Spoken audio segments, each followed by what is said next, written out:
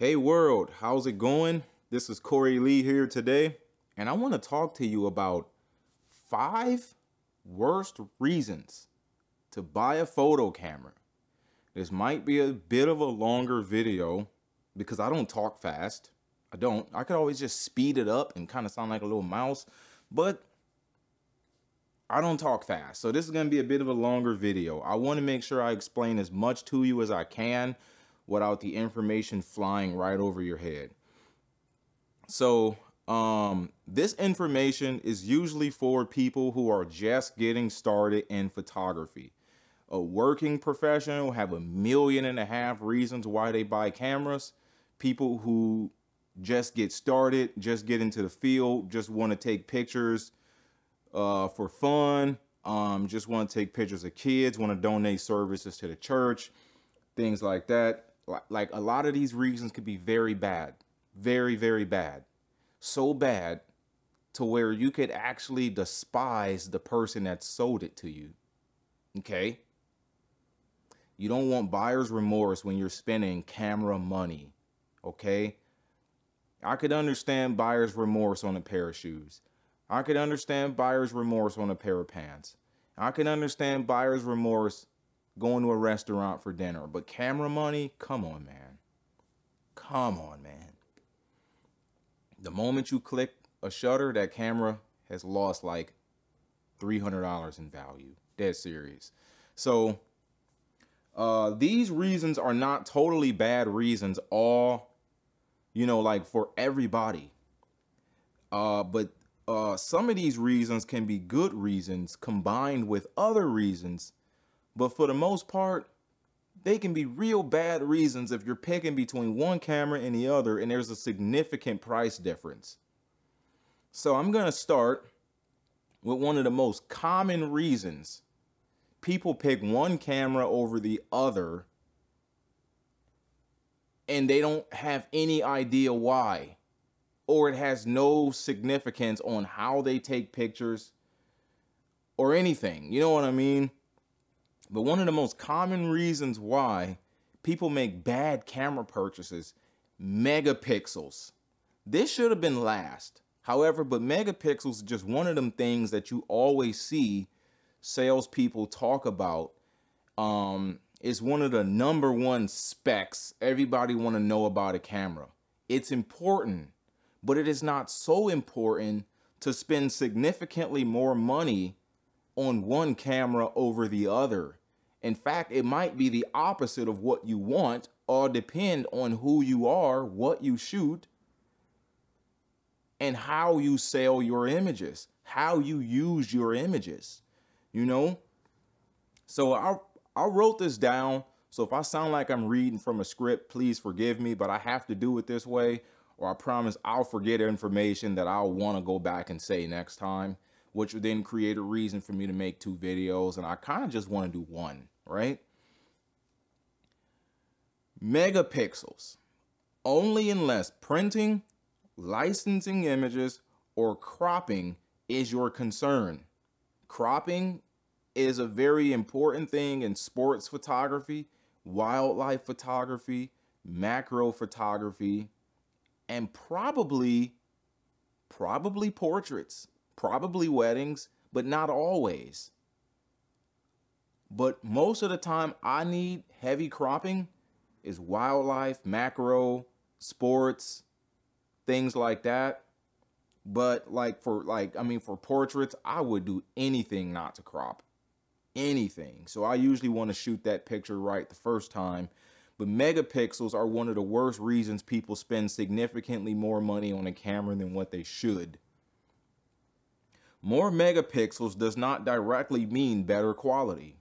A lot of people think so, but that's not true. In fact, more megapixels can make matters much more difficult to deal with. It has larger files to keep stored. It's more difficult to get sharper images at 100% zoom. And you usually need more expensive lenses to make the best use of the details the camera is capable of. You can always shrink the resolution of your photos to hide a lack of lens resolution. I do that all the time. I shoot with vintage manual focus lenses, except for when I'm doing like these vlog videos because I want autofocus. And not all my vintage lenses have the most detail in them, but the pictures look good. It's just that when you know, like if you crop all the way into 100%, you can kind of see that they're not like super duper sharp. You know what I mean? And that's not always what I want either, especially for portraits. But a lot of times I shrink my pictures down to like maybe 75%. Just so that way I can hide any, you know, like any, like defects in the quality, so that nobody can really zoom in that far to see it anyway. My camera's 30 megapixels, so I have megapixels to blow. A lot of cameras are even more than that, but still. Especially with older lenses or in situations when you can't use higher shutter speeds, more megapixels will usually create more pronounced noise in low light because you have more pixels that make noise. So you're going to have more pronounced noise. You know what I mean?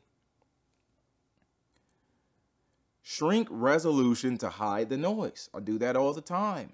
Or lack of detail that noise reduction creates. I do it all the time. Megapixels are good sales tactics to sell more expensive cameras to beginner photographers. Newer cameras with less megapixels are usually more capable of better quality in low light.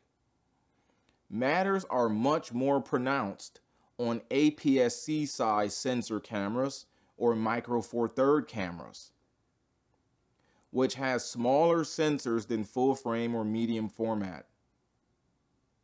A lot of beginner photographers won't know a difference in sensor size. So this should be something you think about right now, regardless of whether you know about sensor size, because this is what helped me choose between what camera I need. Like megapixels are probably like the 5th reason why I would buy a camera, unless I really just need more or less megapixels for some reason. Sorry, I had to move my earphones.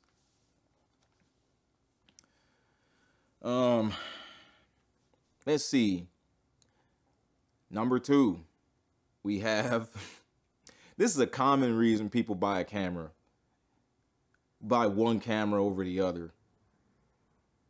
Lens bundles. Most of the time, lenses that are bundled with cameras are lenses you may think to upgrade anyway.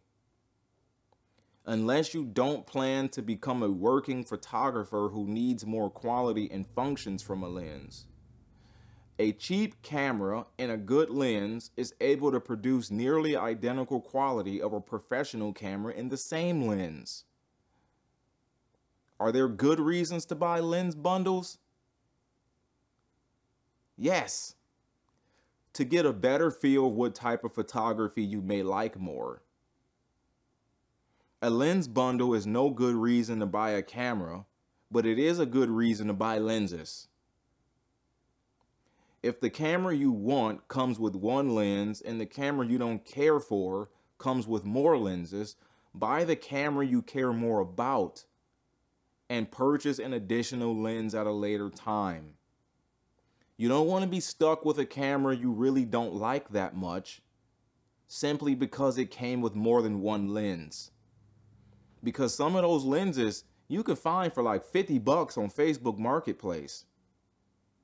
So why not have the camera you like more over a $50 lens? Well, I mean, it might be $200 new in the store, but still, a lot of them lenses are lenses you're going to upgrade anyway if you want to do more than just take pictures of the kids at the zoo. You know what I'm saying? Number 3, sample pictures. This is a good one. I don't hear people talk about this that much. Skill takes nice pictures, not cameras. When you are drawn to the sample images a camera has taken, you can be convinced that all of your images will look that way too. completely blind to the fact that you can get the same results with any camera as long as you have the skills in a particular lens. Quality comes from lenses mostly.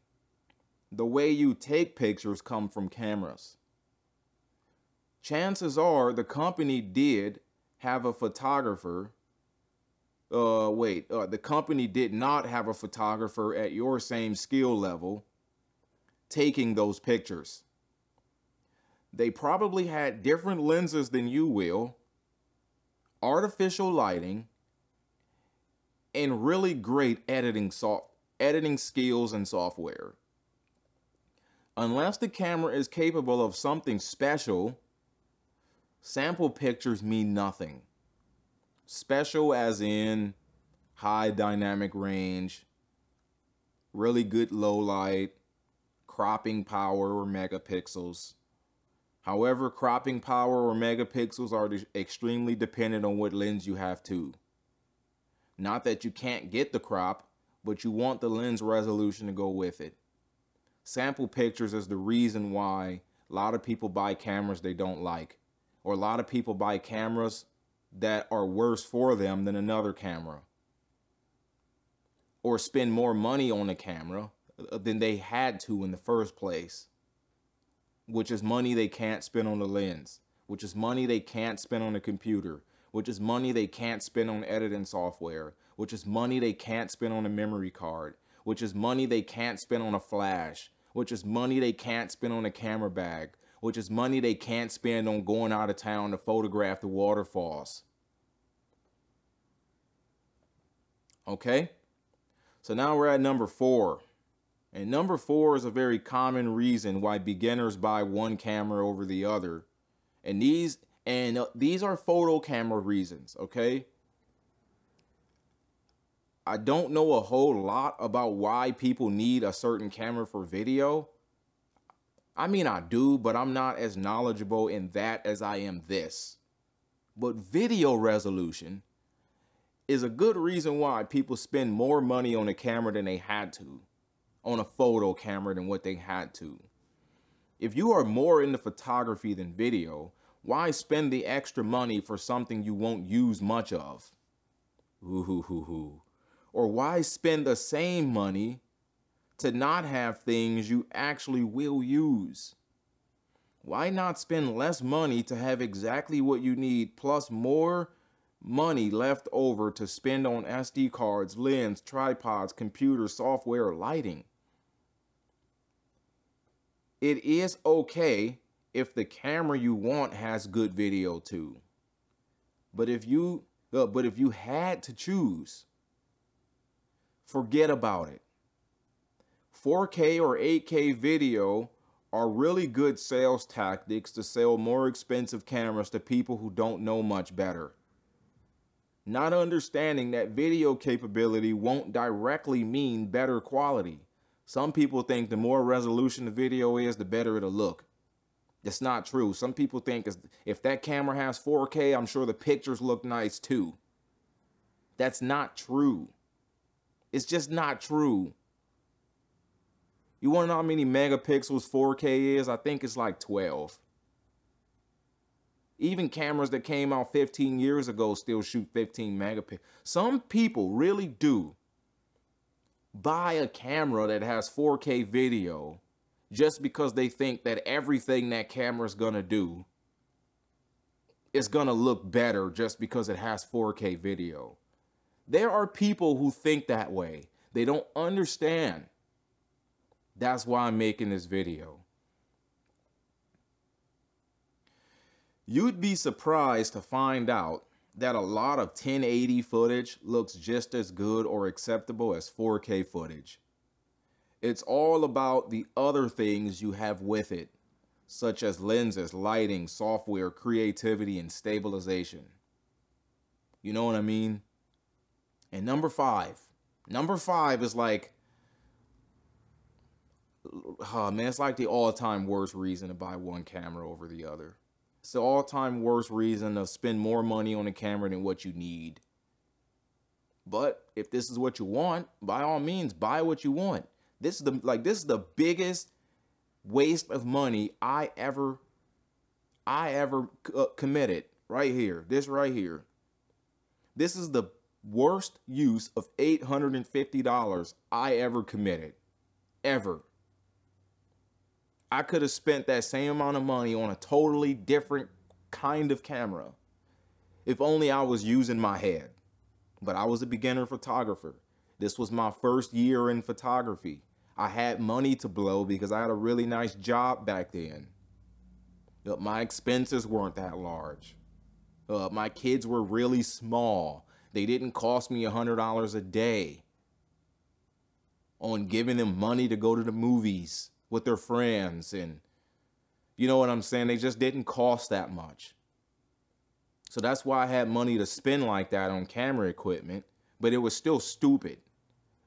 I could have bought a lens that could have turned my photography around completely. But instead I spent it like this. Why? Because of sales stuff and just not using my head, not understanding. But touchscreen, you might not think this, but touchscreen is one of the worst reasons to pick one camera over the other if the money involved was too significant. Even if it was $200 more money, that's too significant of an amount of money for a beginner photographer to spend on buying one camera over the other, or even a totally new camera on top of the one they already have. If the price difference is too significant, touchscreen is no good reason to choose one camera over the other. It is not that much more difficult to push a button over swiping a screen. In fact, it's literally the same amount of effort. Is there a good reason to have it? Yes. Checking your details. But even then, a button is not that much more difficult to push. It's the mistake I made when I upgraded my T3i to a T5i. The Canon Rebels, right? It was the worst use of $850 ever spent. The picture quality was slightly worse on the newer camera, but at least I had touchscreen, right? And I think I might have had slightly better autofocus, but the lenses I had to go with that camera weren't that good at focusing anyway, to where it really didn't matter. But I did have touchscreen though, right? But if the camera you already need comes with touchscreen, that makes sense. Or if the touchscreen offers some kind of significant functionality to how you take pictures, such as changing focus points, on the fly, you can keep the camera up to your eye and hit the screen and change focus points. I do that all the time. I'm a manual focus photographer. I need to change where my camera will punch in at, so that way I can make sure my subject is sharply in focus. So that's a good reason for me to have touchscreen. But I wouldn't spend more money than I needed to on touchscreen, because I oftentimes hit the buttons too. In fact, when I'm looking at my pictures, you want to know what I'm doing? I'm hitting the button, not even using the touchscreen. Sometimes I forget I have it. I do. But this is no reason to pick one camera over the other. There's a lot of people that make this mistake. Well, this one has touchscreen, so it's got to be better. But it's $300 more. You also want to do portraits, right? Why not spend half of that money on a 50mm f1.8 and a something else? Like, you know what I'm saying? Like, why not do that? But sometimes we can really have significantly terrible reasons for why we spend more money on the camera than we have to, simply because we don't know yet. That's what I'm here for. I'm here to take my experience and teach somebody else with it, so that way they can do what they're supposed to do based off trouble that somebody else went through for them. I used to work for a camera store. I know all the things they tell us in order to get somebody to pick one camera over the other. I do. But even before I worked there, I still knew this. That's why they hired me. But at the same time, I would much rather see people spend their money right and be happy with the person they bought from, because they'll come back and buy more. But if they have buyer's remorse, because I overhyped things that didn't matter to suck more money out of their pocket, they won't come back. In fact, they'll just go to Amazon. That's why most people shop on Amazon anyway, instead of going directly to an electronics store, because of sales tricks. The next thing you know, they won't have customers coming in at all because they needed an extra $200 today and not have that customer all year, instead of, getting, $200 out of that customer every 6 months, all because they can trust the people they bought from. These are very bad reasons to buy cameras if the price difference from one camera to another is too significant. But at the same time, buy what would make you happy. You know what I mean? Buy what would make you happy. You want to know why I chose the Canon EOS R instead of the Panasonic S5? I wanted the Panasonic S5. Instead, I bought the EOS R for one reason and one reason only. You want to know what that was? It had a higher resolution electronic viewfinder. Knowing that I love shooting vintage glass, I want to be able to see more clearly what it is I'm photographing when I put my eye up to the viewfinder. That's the only reason I bought that camera over the S5, knowing I already had a Sigma FP, and they're both L-mount cameras. Like, why would you go to a Canon? For that reason. That reason. There are a lot of simple reasons why a person would pick one camera over the other. You just have to know that that's the way you want to spend your money. You got to have a really good reason. Knowing the EOS R's, years old, knowing the EOS R is a very stripped down, high quality camera. It is the most standard of all standard professional cameras.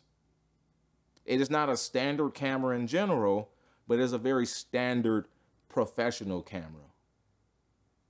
It is the easiest camera to use to work with. Yeah, but it's not the camera I would pick if I just want to take pictures. Actually, it is. Actually, it is. If I just wanted a camera to work with sometimes, and to take hobby photography, and to take pictures of my kids, and to offer services to the EOS R is a good camera. It's almost impossible to buy a bad camera these days, but there are bad reasons to buy one camera over the other. And if you all have any questions, please leave them in the comments. And I get it. There are so many more bad reasons to buy cameras. But these are just the ones that came to my mind first. I was going to include, one of my honorable mentions was going to be Wi-Fi is a bad reason to buy it. But I know people that depend on that, especially if they have a photo booth. And another honorable mention was in-camera HDR. I know people that actually do use that. Like, for real. Like, when they just doing travel photos. They don't have time to edit all the time. I know people that do use that. But those are honorable mentions. And another honorable mention would have been size. It being smaller is no reason to buy one camera over the other. But I know people with small hands. I know people who do street photography and they don't want to look too noticeable. I know people who hike through parks for 10 miles. And the less weight they bring, the better. But like I said, A bad reason for you might be a totally good reason for somebody else. I don't know a lot of people who would buy one camera over the other just because the EVF had higher resolution. I don't know a lot of people that do that, but I would. Only because of how I shoot. So it really just depends on what you shoot. You really want to think about what to buy before you just throw money out there. You want to be your own salesperson first. You want to be the person who do your own research first. Then you put your money into a camera. Then you put your trust in somebody else's opinion. But that's it for now. I thank you all for watching. Please help me grow this channel.